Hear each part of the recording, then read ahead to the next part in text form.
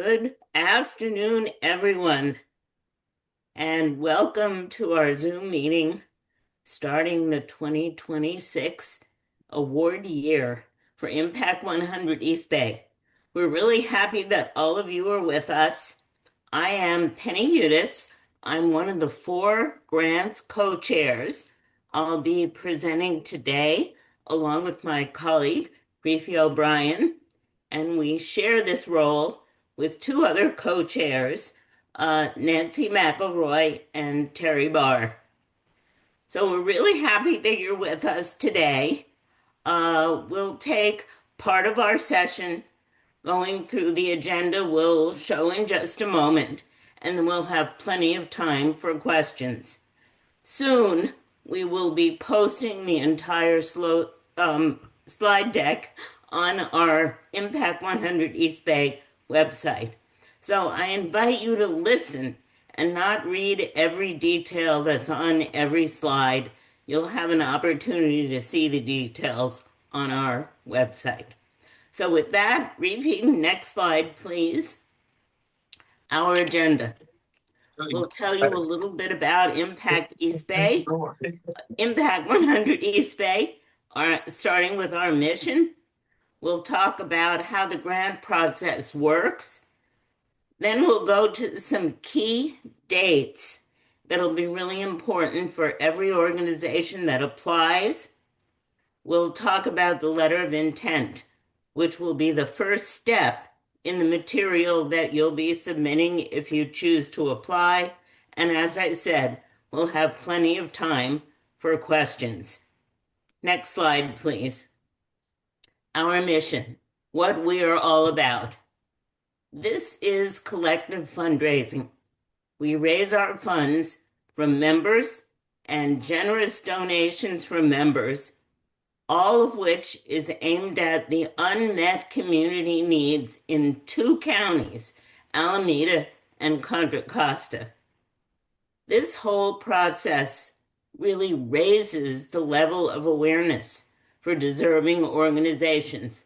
So organizations that go through the process provide information about yourselves, even if you are not award winners, and many of our members become individual donors.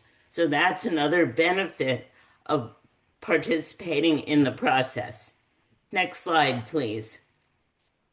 We're a group of women.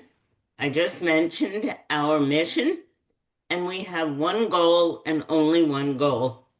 We aim to award a single large transformational grant to nonprofits that are meeting these unmet needs in our two counties. What do we mean about transformational? We want projects that aim to really make a difference, to really have an impact, and in the process, we are going to ask you to tell us the impact that you are aiming for and how you are measuring it. These projects address a wide variety of unmet needs, and we'll talk about those in just a moment. Next slide, please. This is the slide. This is the graphic that shows the wide range of kinds of projects that we have funded in our almost 10 years as a chapter. Homeless youth, survivors of human trafficking, several projects that address the unmet needs around education of low-income students. We've supported small businesses coming out of COVID.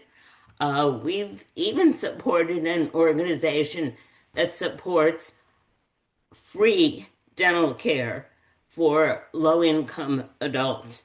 So it's quite a wide range. And just recently, we awarded money for food insecurity programs, a major need always, but especially now. How much did we award? We awarded over $1,300,000, as you can see, starting in 2017. Next slide, please. The first year, we raised what we thought and what was a very substantial sum, $55,000. And that was the award that we made to an organization in 2017 after we had formed the year before. We pulled our resources together, and in each year subsequently, we made transformational grants to organizations in Alameda and Contra Costa. Next slide, please. This is a great slide. I love this one because it shows the terrific trajectory of the fundraising that we've been able to achieve. As I said, it was 55,000 the first award year in 2017. And in those early years, we started to have a steady increase in our fundraising, our membership. And by the time we got to 2021, we were able to do 2 awards, then 3, and in 2024, we awarded 228,000. Well, I'm excited to show you what happened the following year. Next slide, please. In 2025, we had our most successful year ever. We raised 331,000, and we had enough funds to make 4 awards. Our $100,000 award, which is our goal each year, went to Planting Justice, and then we had 3 major awards to 3 other competitors. Child Advocates of Contra Costa, Hack the Hood in Alameda, they're located in Oakland, and Opportunity Junction. So you can see each of those awards, based on large fundraising, received a major sum. Next slide, please. How does the process work? We have an LOI, or letter of intent, and through the process, we arrive at a group of semifinalists and then finalists. And from this short list of finalists, every single member has a single vote. And based on those votes, we award the $100,000 impact grant. Now, if we raise more than 100,000, which we've been doing successfully for a number of years, we're able to award additional grants. Again, we were very successful last year. We hope to exceed, and we aim to exceed, more than the 330,000 from last year. Next slide, please. This graphic lays out a little bit of the timeline, and then we'll have later the details of some key dates. In December, this month, we did outreach to about 250 nonprofits. We have a growing list each year. We ask people to self-nominate as well for coming to these events. Also this month, last Friday and today, we've had 2 information Zoom sessions. Next month, in January, your letters of intent will be due. In mid-March, the actual grant applications are due. So based on the letters of intent, we will invite approximately 10 to 12 nonprofits to complete the full grant application. From that list, we will select approximately 5, and those are our semifinalists, where we will conduct site visits. A small team of our members gets to really know you, gets to meet the people who are key in your project, and then based on the site visits, we select the finalists. And the finalists are the organizations for which every one of our members has an opportunity to vote. Next slide, please. We have 5 focus areas. It's quite a range, And you can see how we got to that graphic that shows the variety of areas that are the direct focus of the projects we funded. Our focus areas range from the arts, education, environment, family, health, and wellness. And we have funded in a variety of these areas. So you're able to apply in any of them, and we ask you to indicate which one is your primary focus. Of course, some of your nonprofits have more than one focus. We ask you to select the one that is your primary focus. Next slide, please. We only fund local projects. There's plenty of need around the country. There's plenty of need around the world. Our focus, however, is limited to local projects, and we only fund local organizations. Now, this is a very long list of eligibility requirements. All of this will be on the website. I'm going to focus on the first one, which is we only fund nonprofits, and they need to be tax exempt under Section 501c3 of the IRS code. So if you're not a nonprofit, we certainly wish you well, but you're not the kind of an organization that we fund. And then we've got a whole list of other requirements, and I invite you to look at the list carefully. Next slide, please. Every nonprofit needs general operating funds, and we understand that. But that is not what we fund. We only fund projects, transformational projects that you are working on, that you are proposing. It might be a successful pilot where you want to go big. You want the funds to really expand what you're doing. But they have to be transformational for your target population and or your community. So we have a whole list. Again, it'll be in the deck on our website of the things we do not fund. They are worthy of fundraising by your organization, but we're not going to be in the pool of funders.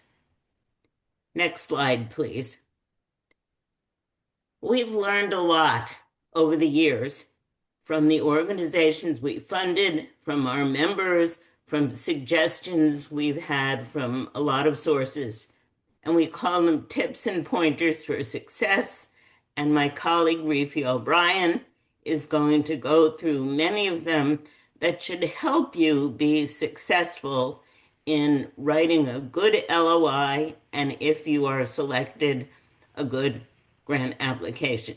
Thank you, Reefy. Thank you, Penny, and hi to everyone, and thank you for your interest. And we look forward to hearing from you as we read your LOIs. So, most of you are well acquainted with how to write a successful grant, but we just wanted our organization is a little bit different because we're a democracy of women. So we have to make sure that your application is common sense and as clear of a description of your organization and project as you can possibly make it. We want to make sure that our grant has a discernible and measurable impact, so we're going to ask you for metrics. And one thing that I want to point out is while your grant is for $100,000, often your project is for more than that. So we're going to ask you the full amount of your project and where you believe the additional funding will come.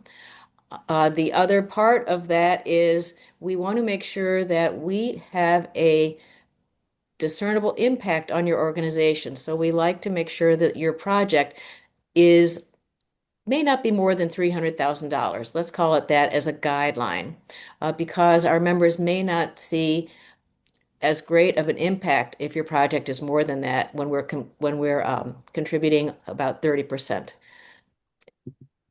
So here are tips and pointers for success, key grant elements.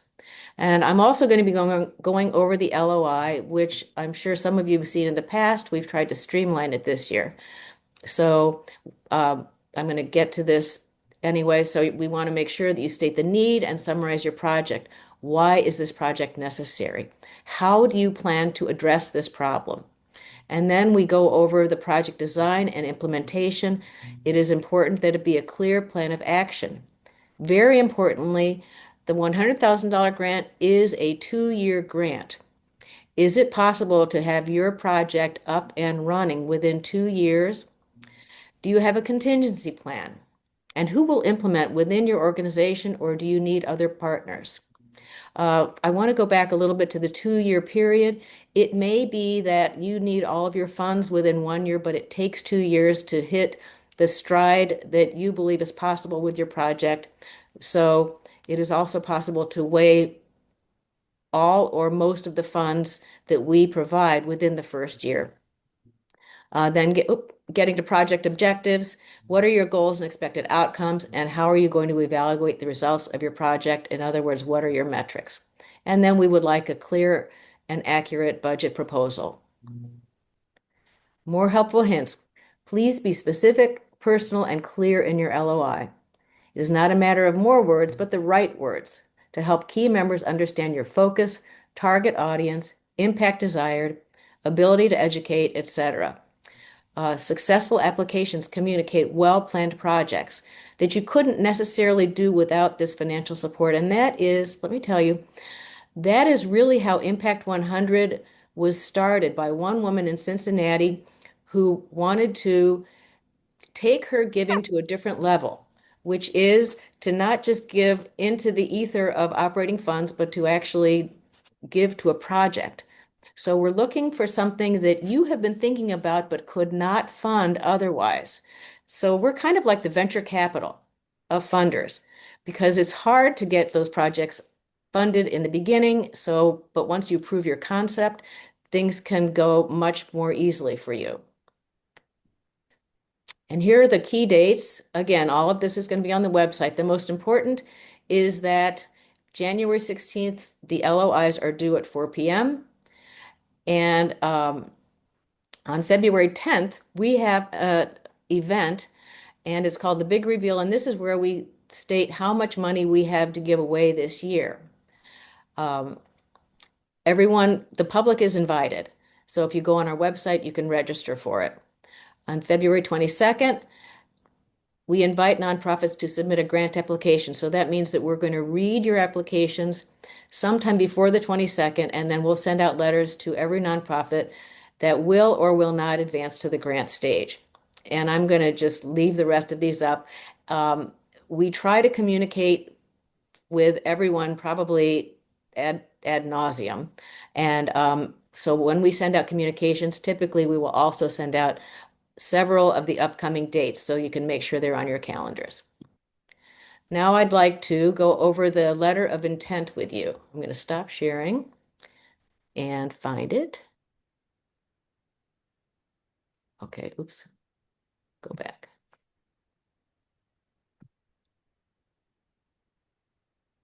All right, share.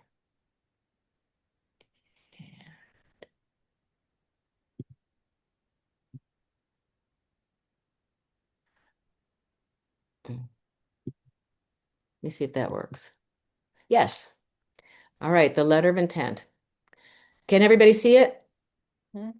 Okay, great. So again, this is online. You can read it. I wanted to go over something in red. You're applying for a $100,000 grant. If your grant request is for less than that, you will be disqualified. So your project has to be at least $100,000. And we have the three aspects that we are looking for within our grant proposals. The first is to accomplish a dramatic change for the population you intend to serve. The second is to be sustainable over time. We're hoping that this will be something that, again, you're launching a service to your community that will be able to go for several years and then be measurable. Tell us how you're going to measure your results. So I'm not going to go over everything, but because Penny has gone over it, but I just want to make sure that you know. This year, we've changed the format that we're asking you. Instead of a narrative, wherever you can, please use bullet points. It seems to make everything more clear for us.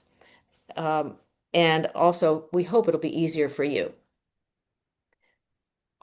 So the first sections are your organizational information and primary contact.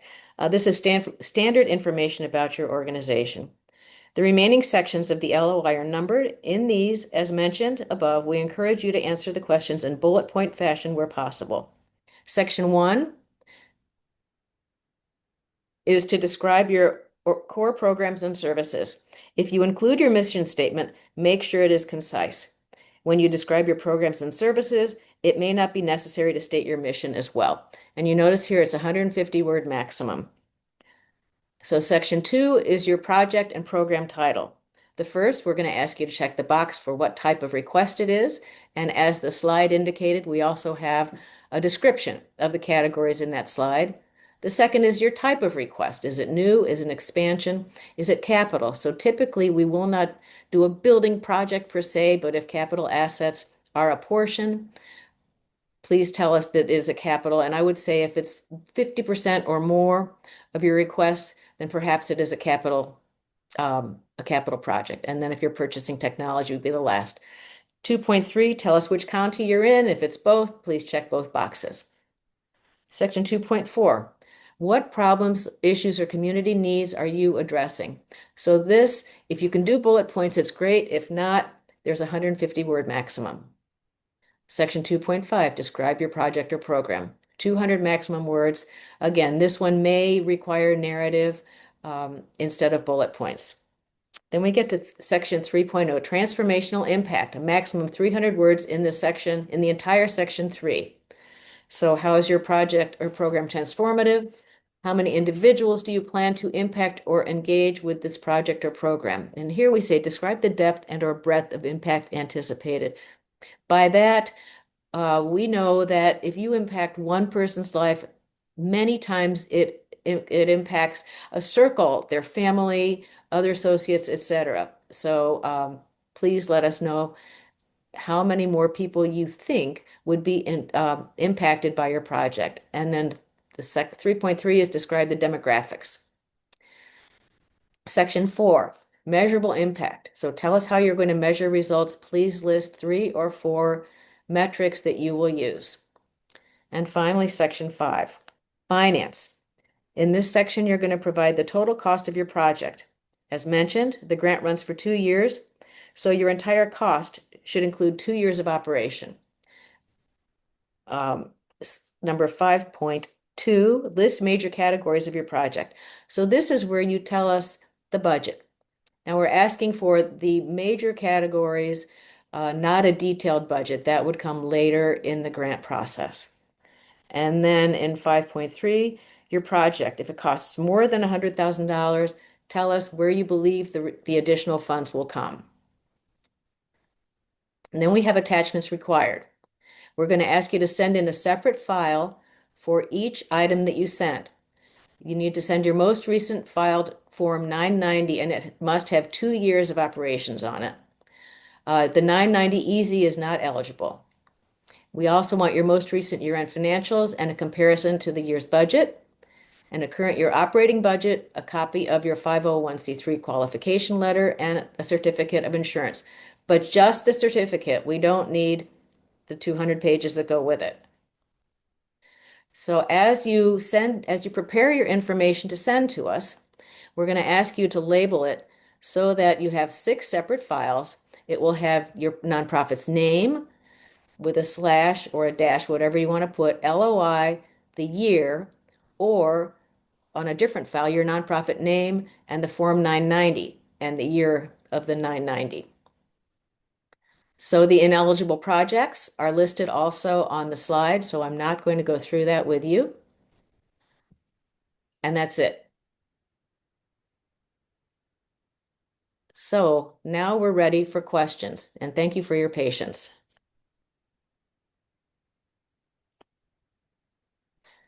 You want to put them in the chat or raise your hand. Either one is fine.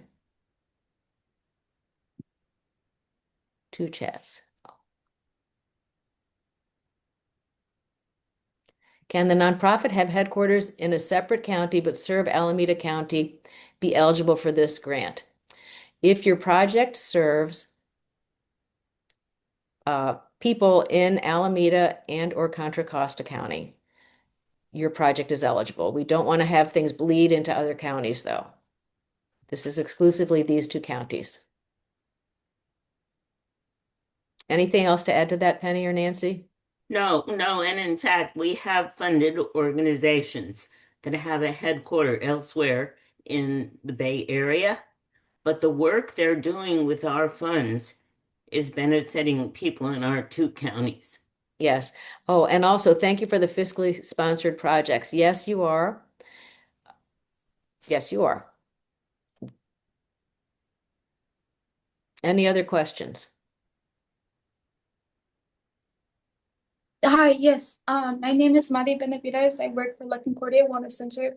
I was just wondering if your organization has a primary focus for this year, because I saw that you have funded a variety of different projects in the past, or does it just depend on like how the LOI is described and everything else that you would fund the projects?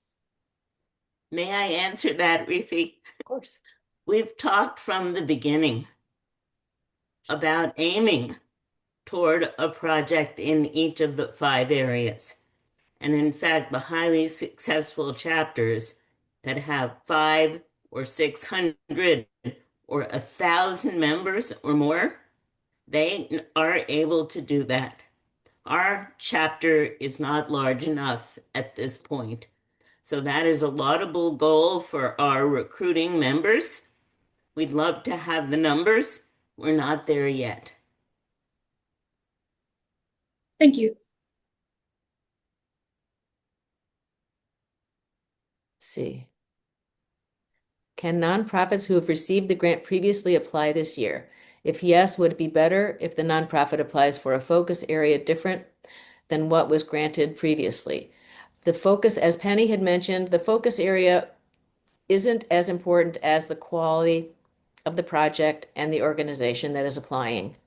And our website has several pages of facts that also address this.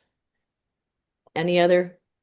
Yeah, I'm going to add one thing, which is if you have not completed your 2-year cycle and you're still doing the work for which you have funding from Impact 100 East Bay, at that point, you're not eligible to reapply.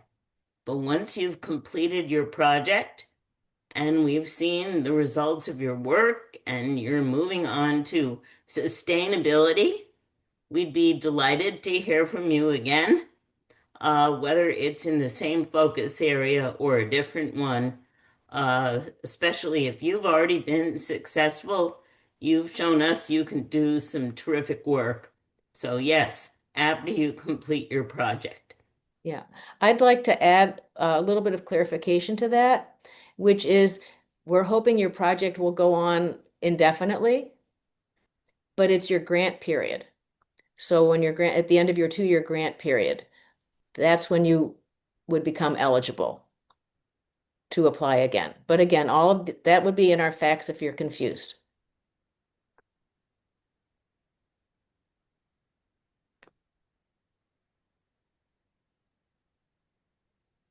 Okay, so my organization is raising.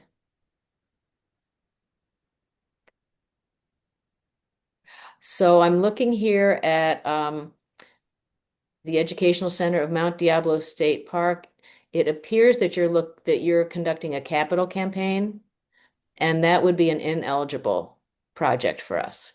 Now, if there are services that would be provided at the end of your capital campaign, that would totally be eligible.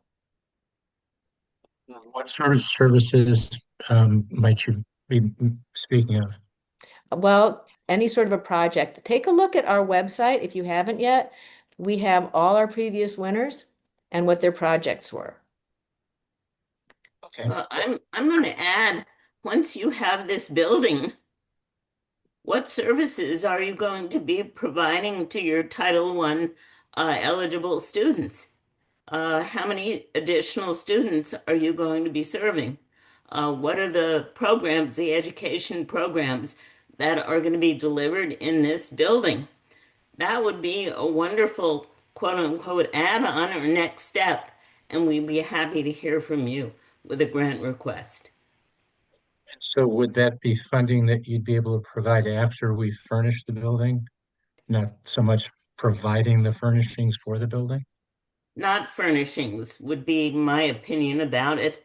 That would be part of capital expenditures. But training and managing volunteers, bringing on paid staff, designing education programs, all of those would be the kinds of services that would fall under a potentially successful Great. application. Yeah. I think And a so, little clarification on that too. If it is something that you would clarify, that you would call a general operating expense, then it is not an Impact 100 grant prospect. We're really looking for a special project, something that you could not fund otherwise, something that you want $100,000 to launch and then hope that you'll fund it for many years to come. okay, one last question. Would providing transportation from Title I schools to the park, creating a program where we can get the children there, would that qualify? You'd have to submit it. Okay, fair enough. Thank you. Yeah, we're hoping that the LOI will be um, as pain-free as possible this year. And if you have any other questions, you have our email address and feel free to ask questions. Oh, Allegra? Hello, good afternoon. I have a logistical question for the LOI. I love bullet points, so thank you very much. I also appreciate complete sentences and also respect word counts. So I'm curious if you have a suggestion on whether that bullet point should be a complete sentence. It's just a purely logistical question. Penny, you do that one. Well, while Uh, we're working on the word count.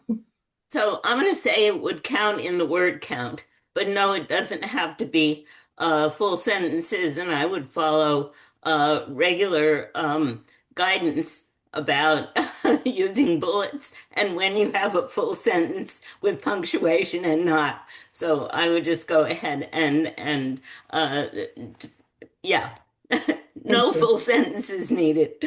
Thank you very much. Thank you. Hey, Janine?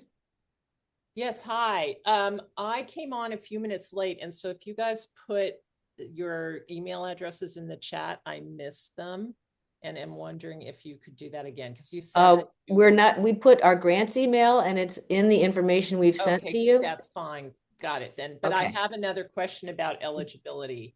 So I was looking at your different categories of eligibility, and your health and wellness actually talks about economic wellness as well. And I wanted to know if that is in fact something that you fund, because what we're working on is a really innovative project that would be here in the East Bay to empower and provide funding to female-led businesses and minority-led businesses. And so I'm wondering if that's something that it's really innovative. And I'm wondering if that's something that would fall into your yes.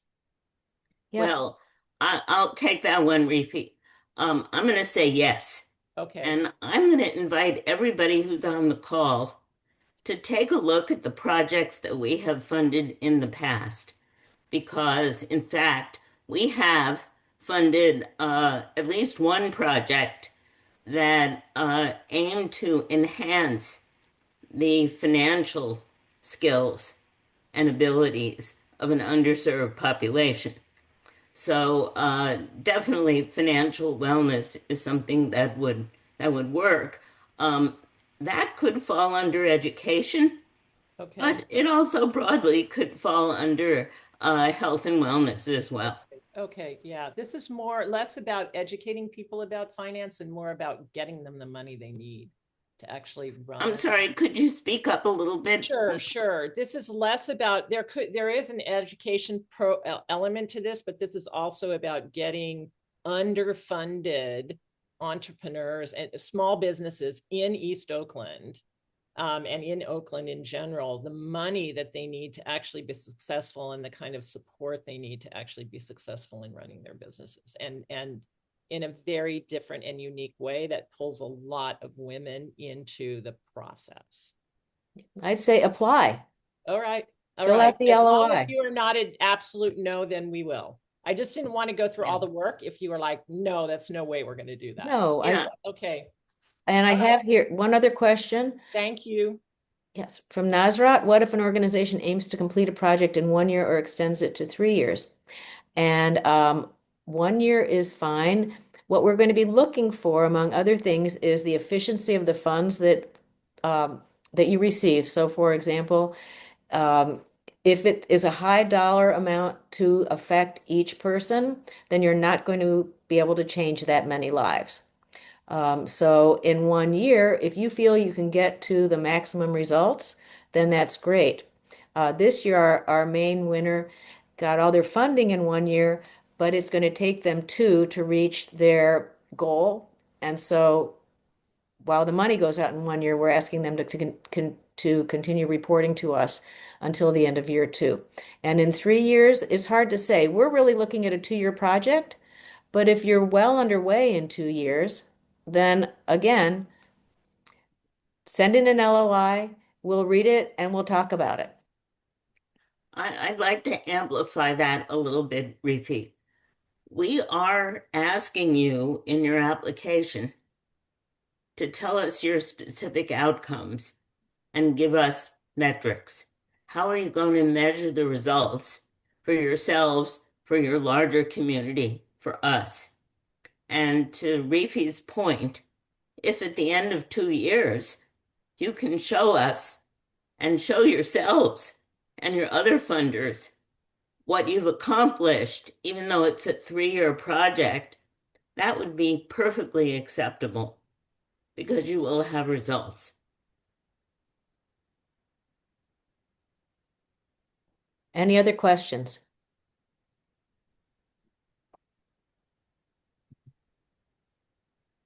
I'm going to stop recording.